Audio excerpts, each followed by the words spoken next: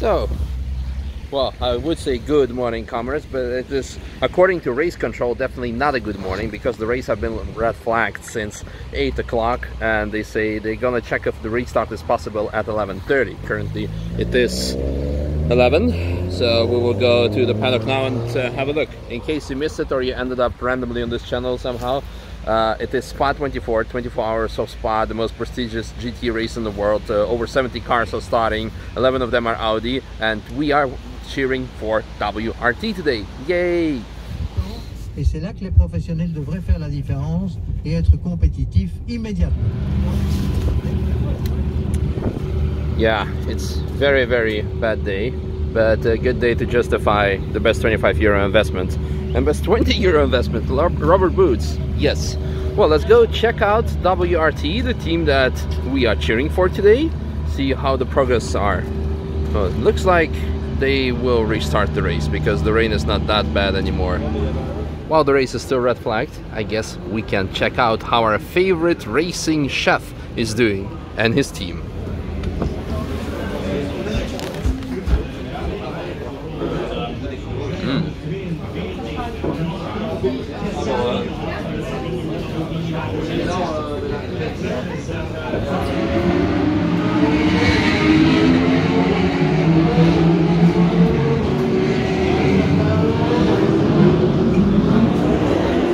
I just want to say breakfast was amazing as always. It was very good. Crème brûlée for lunch. Yeah. Yes, sure. That's great. Do you eat? Good. How was yours? Do you even sleep? A little bit, yeah. A little bit. Just a little bit. You're the real MVP. Okay. Ready for lunch? Yeah, of course. See you later. So, the race is on again. So let's go have a look in the pit boxes. So what I want to say, the race is on again. The food was amazing. I want to give again a massive shout out to the real MVP, the chef, and also the mechanics who stay up the whole night, because drivers can have a nap between their stints, but mechanics need to be always ready to service the car. So let's give them a massive shout out and see how the atmosphere is in the pit box. Good morning. How are you doing? Good morning. Slightly broken. Okay, how many hours of sleep do you get roughly? Or do you even get sleep at all? Or minutes? I've been lucky today with the red flag, about 2 hours. 2 hours because of the red flag. So red flags are good actually for mechanics. A blessing in disguise. Yeah, blessing in disguise. Good. How are we doing overall? Currently P40, P6 in class. Yeah. Because I heard there was like some, we went for technical pit stop and then, yeah, then they red flagged the race. Yeah, we had the technical pit stop a lot before the red flag, but it's... Oh. It's alright, it's alright. Is this Chris Harris' team? Yeah. Oh. I wonder who was driving? Was it Goodwin. Oh, Goodwin, oh. What do you think of my boots? Wrong place. Oh yeah. Yeah. Yeah, that's better.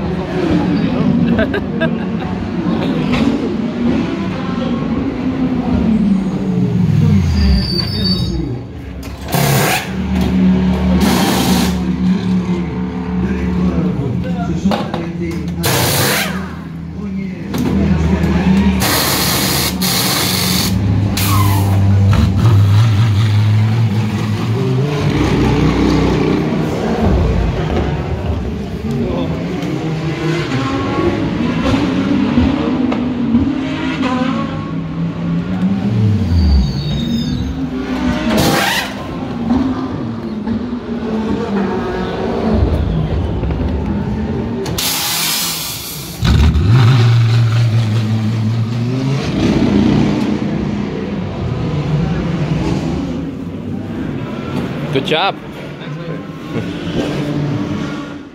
Now let's take a break from all the racing and have a look at more production cars. Well, just kidding. Let's take a look at the race cars. The car that has won the 24 Hours of Nürburgring. But speaking of the R8, I'm gonna ask if I can get the R8 soon for some Nürburgring laps. But here we have the GT2, again, the car that has made me, let's say, emotional, tear up. Well, okay, let's just call it crying like a baby. Yeah, some more information that I haven't seen before. The price. It's quite an expensive track day toy, I would say, of course. But if you compare, I mean, the question is, the main question regarding to the price is, of course, you get fully unleashed 640 horsepower V10 that can make you cry like a baby. But the question is, of course, the running costs, and this is something I will have to ask Audi what the running costs are of the GT2, because that's always the important point, because they say, of course, it will have next year an independent GT2 racing series with SRO, with Blancpain, but Audi says it's also like a very good gentleman driver's track day toy. So, but for that, you need to know what the running costs are, but that's something I will be able to find out for you. And then the R8 Spider, and yeah, the GT2 is based on the Spider actually. What we can see here on the roof lines and also the back line, and man, that roof scoop, is it actually a roof scoop? Is it not more like a half a trunk, half a roof scoop?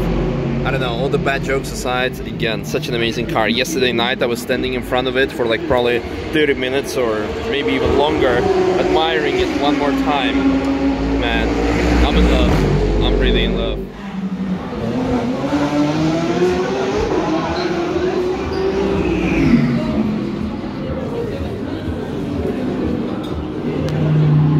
Cheers. Look, those are all the destroyed barriers. I think it's a mixture of destroyed and new ones.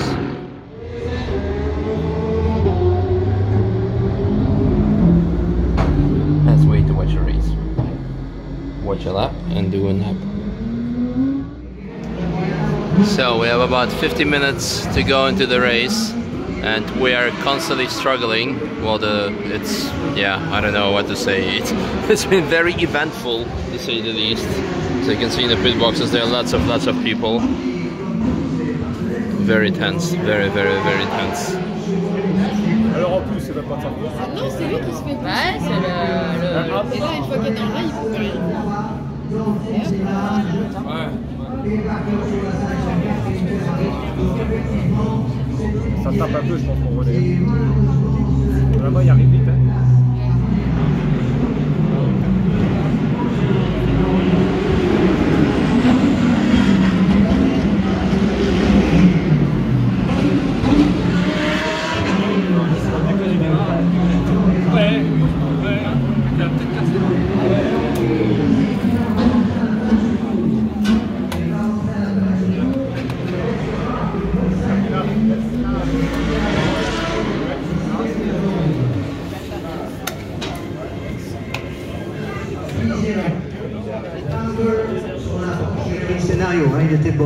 Il était bon celui-là. La dernière accélération et la victoire de la Porsche numéro 20 de Kevin Estre, mais aussi de Michael Christensen et de Richard.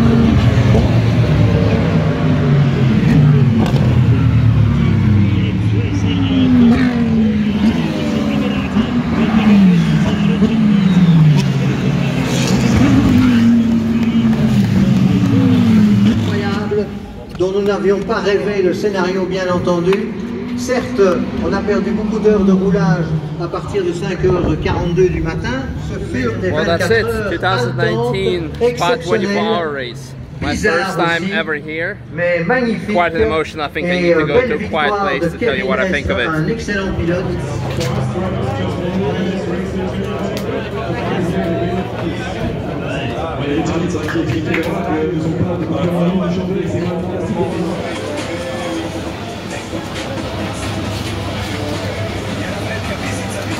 Did you make like that? Yeah, Salt Bay.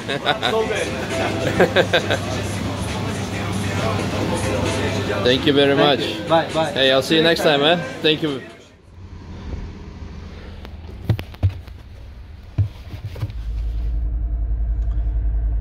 Plus 15 degrees, wow. And like 2 days ago it was like plus 40. It's like difference of 25. It's crazy. What also is crazy is the Spa-24 hour race. I'm very positively impressed. It's the biggest GT race in the world. I did not stand still at it before I got here. So this makes it definitely very, very special. And the most important thing is I always look at an event from a perspective of a spectator. So if you would watch it, like if you want to watch and follow the race, the best way to do it is just like on your couch at home, and like whether it's N24 or LM24, that's like how you follow it. You see all the highlights, and you will be in the middle of action. But the question is, if you come, for example, for the Nürburgring, you have one ticket and you can go anywhere, everywhere, and yeah, enjoy it and just see it. In Le Mans, you have like 10, well, I'm over-exaggerating, but like lots of different tickets, and just with the basic one, you get probably like 5 kilometers away from the action and just like have to use your binoculars. And that's something I really didn't like at Le Mans. Like, of course, you can see like trackside something, but close to the paddock, forget about it. Seeing the drivers, forget about it. Like meeting the drivers, forget about it. Coming close to the cars, unless it crashes next to you on the track, forget about it. But here in Spa, what I would even say what's even better than 24 Hours of Nürburgring is that you have lots of backstage tours organized for the spectators that can go and watch, yeah, come close to the pit action, like the tour guide explains what's happening there, who's responsible for what, the pit stops, and that's absolutely phenomenal. That's something that's what keeps motorsport alive. That's what keeps people interested in motorsport, when you get to meet your heroes and like come close to the action, because otherwise why else should you come to the race, and why else would you watch it? Because I think we'll watch it, of course, for cool cars, but most importantly for cool drivers. And speaking of which, yeah, I felt very, very sad for Audi, because this year I started to become a pretty big fan of René Rast, especially well after seeing him in action at DTM, seeing him in action at N24. Yeah, the special moment he had at N24 against AMG, and this year as well. I mean this at Spa-24. That was very sad to see him, yeah, getting kicked out. Well, his car getting kicked out, literally. Well, the last 10 minutes of the race. That was very sad. On the other hand, I think I don't even need to mention my position towards Kevin Estre. Again, I'm also his very, very big fan, so I'm very, very, very happy for him that he has won the Spa-24. And yeah, let's go back to the Nürburgring now and see what's happening there. I mean, technically, we could do a wet lap of TF. But if that's not gonna happen, then tomorrow we're gonna have a full day of track day, Schnelle Schwaben, and tonight they have actually a Bobby car race, so that's something I may attend and may participate with, yeah. But before the end of today's vlog, the most important messages, I want to say massive thank you to the WRT for inviting me over, for amazing food as always. Yes, it's very important.